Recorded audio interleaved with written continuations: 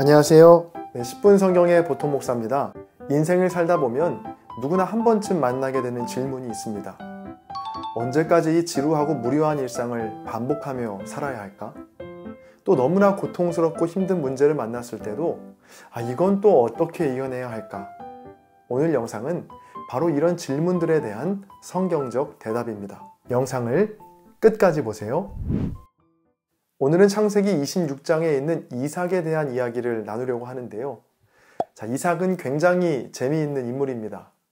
아브라함이 100세에 낳은 약속의 아들이라는 명성에 비해 성경에서 차지하는 비중이 매우 적기 때문인데요. 아브라함이 이삭을 바친 이야기를 모르는 사람은 없을 겁니다. 그러나 그 후에 이삭이 어떤 삶을 살았는지에 대해 아는 사람은 별로 없죠. 성경에서 이삭의 주요 생애에 대해 기록된 것도 창세기 26장이 유일한데요. 이렇게만 보면 이삭의 삶이 너무나 평범하고 별 볼 일 없는 것 같죠. 그러나 성경의 평가는 그렇지 않습니다. 로마서 9장 7절입니다.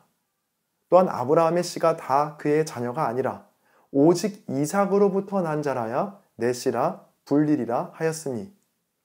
갈라디아서 4장 28절입니다. 형제들아 너희는 이삭과 같이 약속의 자녀라. 히브리서 11장 18절입니다. 그에게 이미 말씀하시기를 내 자손이라 칭할 자는 이삭으로 말미암으리라 하셨으니. 성경은 이삭의 삶을 비범한 인생으로 굉장히 비중 있게 다루고 있습니다. 사실 이삭은 세상적인 관점에서 보면 별로 잘하는 게 없어 보입니다. 아버지 아브라함처럼 진취적이거나 모험심과 결단력이 있지도 않고요. 또 그의 아들 야곱처럼 꾀가 있지도 않습니다. 그런데 이런 아브라함과 야곱보다 이삭이 월등히 뛰어난 점이 하나 있었는데요. 그건 바로 버티는 힘입니다. 이삭의 삶이 우리에게 주는 귀한 교훈은 바로 이겁니다. 지루한 일상과 힘든 시기에서 탈출하고 벗어나는 것보다 훨씬 더 중요한 건 그 시기를 잘 버텨내는 것, 잘 견뎌내는 것이다. 맹자에 보면 유수지위무랴 불영과 불행이라는 말이 있습니다. 흐르는 물은 웅덩이를 채우지 않고는 앞으로 나아갈 수 없다라는 뜻인데요. 물이 흐르다가 웅덩이를 만나면 물은 그 웅덩이를 다 채운 후에 비로소 앞으로 나아갈 수 있다는 말입니다. 이삭의 삶이 꼭 그랬습니다. 인생을 살다 보면 평탄한 길만 있는 것이 아니라 깊은 웅덩이를 만나기도 하죠. 어떤 사람은 그 웅덩이를 뛰어넘으려 하는 사람도 있고요. 또 어떤 사람은 웅덩이에 빠지면 얼른 빠져나오도록 요행을 바라는 사람도 있습니다. 그런데 이삭은 그렇지 않았습니다. 이삭은 그 웅덩이 속에서 그 웅덩이에 물이 다 채워질 때까지 기다리고 버틸 줄 알았습니다. 이삭이 버텨냈던 웅덩이가 무엇인지 두 가지를 살펴보겠는데요. 먼저 첫 번째는 불편과 손해의 웅덩이입니다. 본문 1절입니다. 아브라함 때에 첫 흉년이 들었더니 그 땅에 또 흉년이 들매 이삭이 그랄로 가서 블레셋 왕 아비멜렉에게 이르렀더니. 이삭 때에 아브라함 때 있었던 흉년이 또 들게 됩니다. 흉년이 들자 이삭은 아브라함 때와 마찬가지로 애굽을 향해 가죠. 1절에 나오는 그랄은 애굽과 가나안의 경계에 해당하는 지역입니다. 지금 이삭은 애굽의 코앞에까지 와 있는 것이죠. 애굽을 코앞에 둔 이삭에게 하나님은 2절에서 이렇게 말씀하십니다. 여호와께서 이삭에게 나타나 이르시되 애굽으로 내려가지 말고 내가 내게 지시하는 땅에 거주하라. 지금 이삭 앞에 있는 웅덩이, 어려움은 무엇인가요? 바로 불편과 손해라는 웅덩이죠. 애굽은 풍요와 세상을 상징하는데요. 지금 당장 애굽에 가면 먹을 것을 얻을 수 있고 줄인 배를 채울 수 있습니다. 그런데 하나님은 이삭에게 애굽으로 내려가지 말고 그곳에 머물러 있으라고 말씀하시죠. 지금 이삭이 있는 곳은 그랄입니다. 엎어지면 코 닿을 거리에 애굽이 있습니다. 애굽의 풍요로움과 화려함이 바로 눈앞에 보이는 상황이죠. 그런데 하나님은 이 풍요의 땅 애굽으로 내려가지 말고 기근의 땅 그랄, 가나안에 머물라고 하십니다. 하나님께서 제시하신 근거는 바로 약속의 말씀이었는데요. 3절부터 5절입니다. 이 땅에 거류하면 내가 너와 함께 있어 내게 복을 주고 내가 이 모든 땅을 너와 내 자손에게 주리라. 내가 내 아버지 아브라함에게 맹세한 것을 이루어 내 자손을 하늘의 별과 같이 번성하게 하며 이 모든 땅을 내 자손에게 주리니 내 자손으로 말미암아 천하 만민이 복을 받으리라. 이는 아브라함이 내 말을 순종하고 내 명령과 내 계명과 내 율례와 내 법도를 지켰음이라 하시니라. 아멘. 지금 이삭 눈에 보이는 건 화려하고 풍요로운 애굽입니다. 애굽이 실제적으로 눈에 보이는 것에 비해 하나님의 말씀은 아직 이루어지지 않은 것이고 만져지지도 보여지지도 않죠. 더군다나 지금 애굽으로 가지 않으면 당장의 손해와 불편함이 따라옵니다. 이런 상황에서 이삭은 어떤 선택을 하죠? 6절입니다. 이삭이 그랄에 거주하였더니.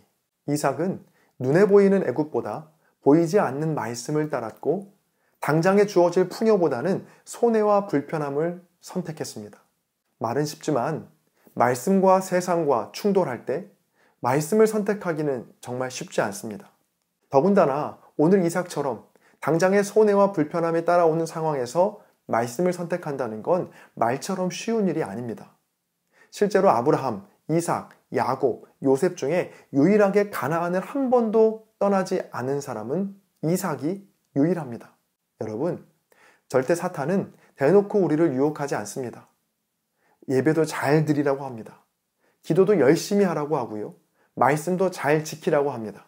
단, 네가 손해보지 않을 정도로만, 네가 불편하지 않을 정도까지만 순종하라고 하죠. 혹시 말씀 때문에, 주님 때문에 손해와 불편함을 버텨낸 적이 있으신가요? 만약 없으시다면 여러분이 있는 곳은 어쩌면 애굽일 수 있습니다. 오늘 이삭은 그랄에서, 가나안에서 손해와 불편함을 버텨냈습니다. 자, 그렇게 손해와 불편함을 버텨내자 하나님께서 어떤 축복을 주시죠? 26장 12절과 13절입니다. 이삭이 그 땅에서 농사하여 그 해에 100배나 얻었고 여호와께서 복을 주심으로 그 사람이 창대하고 왕성하여 마침내 거부가 되어. 아멘. 이삭이 농사한 땅은 바로 주님께서 머물라고 말씀하신 그랄입니다. 애굽이 아니라 가나안이었죠. 여러분, 당장은 조금 손해보고 불편해도 말씀 안에 늘 머무르시기를 간절히 소망합니다. 자, 그럴 때 여러분이 있는 그곳이 100배나 결실을 얻게 되는 놀라운 축복의 땅이 될 줄로 믿습니다. 다음으로 이삭이 버텨냈던 두 번째 웅덩이는 지루한 일상의 웅덩이입니다. 본문 14절 이하에 보면 이삭의 우물 파기 이야기가 나오는데요. 14절부터 끝절까지 무려 6번이나 우물 파기를 반복합니다. 요즘 시대에도 우물을 파는 건 쉬운 일이 아닌데요. 이삭이 살던 시대는 말할 것도 없겠죠. 우물을 판다는 건 굉장한 노력과 시간이 들어간 노동이었을 겁니다. 자, 그런데 문제는 우물을 힘들게 파놓으면 블레셋 사람들이 와서 우물을 빼앗아가는 겁니다. 세상에서 가장 하기 싫은 일이 무엇일까요? 아마 똑같은 일을 반복하는 거 아닐까요? 집안일이 힘든 이유가 바로 여기에 있죠. 빨래하고 밥하고 설거지하고 청소하고 또 빨래하고 밥하고 설거지하고 청소하고 1년 365일 똑같은 일을 아무런 보상 없이 반복한다는 것 얼마나 어려운 일입니까? 자, 이삭에게 찾아온 두 번째 웅덩이는 바로 지루하고 의미 없어 보이는 일상의 웅덩이였습니다. 우물을 파지 않으면 살 수 없기 때문에 우물은 파지만 파면 와서 또 뺏어가고 또 파면 또 뺏어가고 그렇게 반복되는 일상 속에서 이삭은 그 일상을 버텨냈습니다. 만약 이삭이 아니라 아브라함이었다면 당장에 318명을 데리고 싸워서 자신의 우물을 지켜냈을 겁니다. 자, 그런데 이삭은 달랐습니다.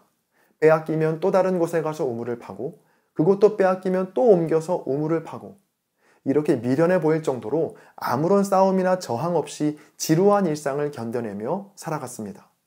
그런데 놀라운 사실은 그렇게 쫓겨다니면서 똑같은 우물 파기를 반복했던 이삭이 끝내 다다른 곳이 어딘지 아십니까? 23절입니다. 이삭이 거기서부터 브엘세바로 올라갔더니. 아멘. 우물을 빼앗겨 계속 옮겨다니며 우물을 파다 보니까 브엘세바까지 갔다는 건데요. 원래 이삭이 있던 곳은 애굽과 가나안의 경계인 그랄이었습니다. 가나안의 끝자락에 있던 이삭이 어느새 가나안의 중심부에 들어오게 된 겁니다. 자, 이를 통해 알게 되는 것이 있죠.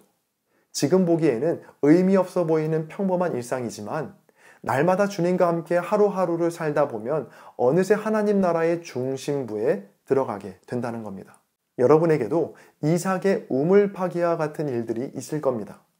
매일매일 반복되는 집안일, 끝날 것 같지 않은 병간호, 좀처럼 변할 것 같지 않은 배우자와 자식들을 위해 하는 기도, 생계를 위해 어쩔 수 없이 해야 하는 일, 또 때로는 아무 감격 없이 드리는 습관적인 예배까지. 아무 의미 없어 보이고 지루한 일상이지만 주님 안에서 하루하루 살아갈 때 그런 평범한 일상이 쌓여 위대한 삶으로 주님께서 이끄실 줄로 믿습니다. 평범했던 이삭의 삶이 어떻게 하나님께는 위대하고 비범한 인생으로 평가되었는지 살펴보았습니다. 바로 버티는 힘이었습니다. 첫 번째, 손해와 불편함을 버텨냈습니다. 두 번째, 지루한 일상을 버텨냈습니다.